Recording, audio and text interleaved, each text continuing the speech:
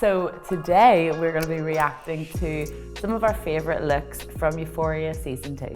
So first we have Cassie, and what I think Heidi Bivens, the lead stylist of the show, does a really good job of is telling the story of each character so well through the journey of their style. In this clip here, she's fully copying Maddy. She's trying to embody whatever kind of sensuality that Maddy has.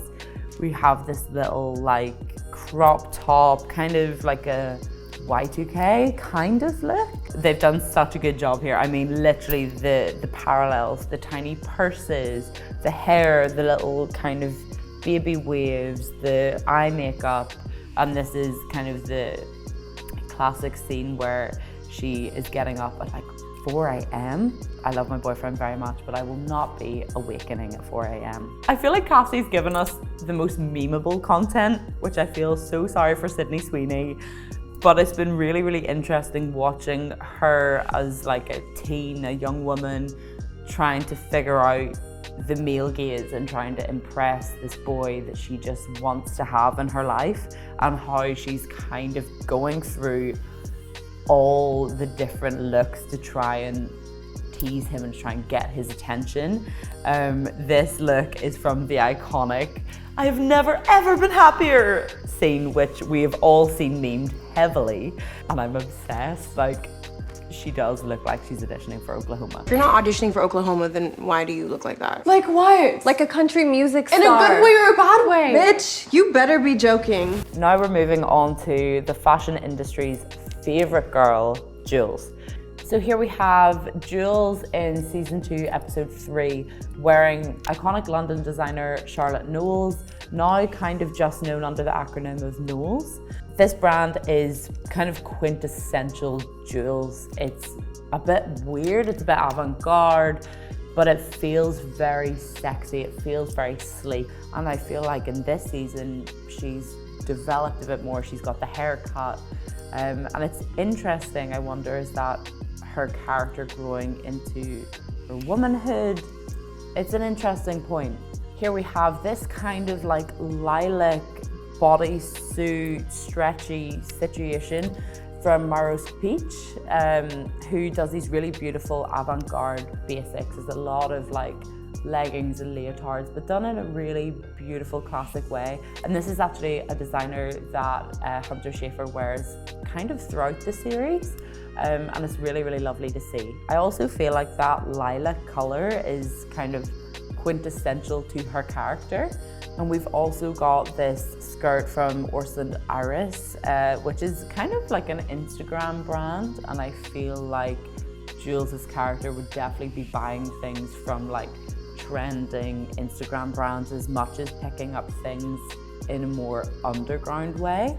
I think for Jules, I would really have loved to have seen a little bit more DIY energy in her appearance, because I feel like she's an artist, she creates and she draws, she's really talented. So I would have loved to have seen that translate a little bit more into her dress. But overall, I actually love this look. I remember like gasping when I saw her at the New Year's party. I thought it was just really beautiful.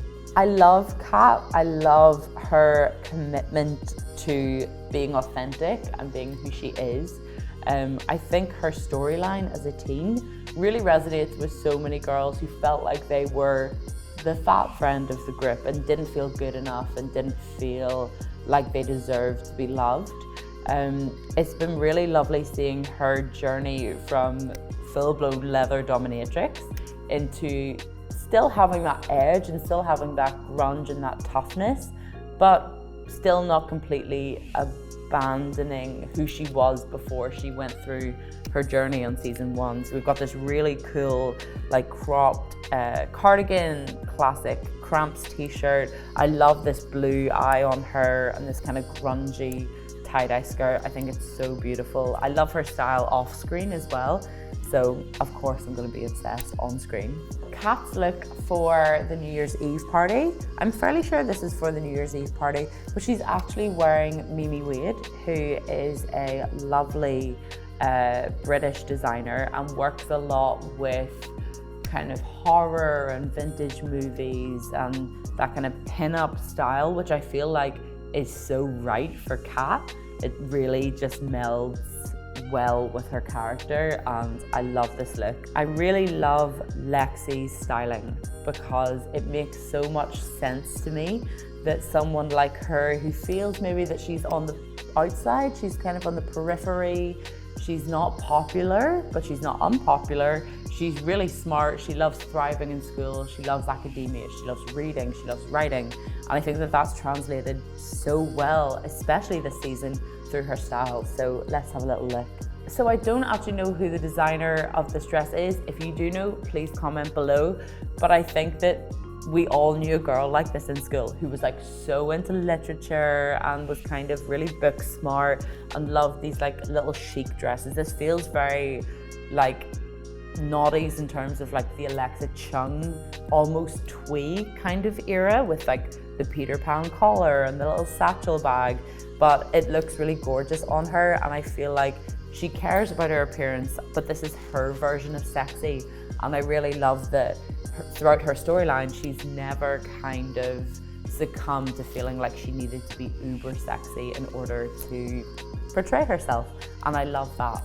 This top is actually from Miu Miu, which is crazy. I wonder, again, with the styling, would it have made more sense to have bought like the knockoff of the Miu Miu? Because these teens, while they are suburban, definitely don't have that Miu Miu kind of dollar. So I wonder why we went for the actual designer and not maybe the knockoff or like the mall version. That would have kind of made more sense to me. I mean, the top's beautiful. I feel like this is Lexi doing sexy. The kind of like the frill and the little bow, it's kind of academic, that kind of dark academia style, but it still feels her and it still feels true to her. Arguably one of the most iconic fashion-based characters in the season, we have Maddy. Okay, so first of all, we've got this little kind of cut out basic bodycon with matching gloves, both from a brand called Acne, who I think Maddy has worn quite a few times, I think in the previous season as well. Again, love that continuity with the character. I'm obsessed with it. I love people recreating this on TikTok. It's so funny. Okay, this is a little kind of behind the scenes shot of Alexa when she was playing dress up in the mum of the kid that she childminds and babysits.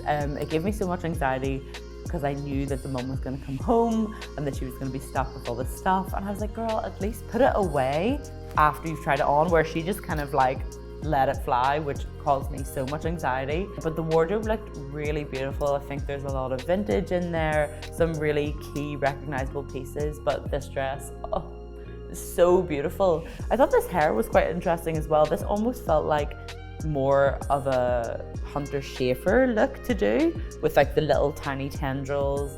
Bringing it back to the Y2K, I think she has a little claw clip in the back, and the amazing jewelry that her boss kind of owns. Oh, she's just stunning. I've nothing else to add. Okay, in this scene we have Maddy getting broody, imagining herself pregnant, and her friends are like, can you please stop?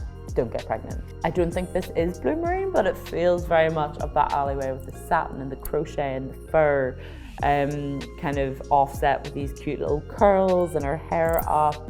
It's really, really stunning. And finally, we have Rue. I love the styling of her character because it feels like such a reflection of where she's at mentally, physically, everything kind of with the hair. It always feels very thrown together, very casual. I think she does care about her appearance. There are certain aesthetics that she tends to be drawn towards.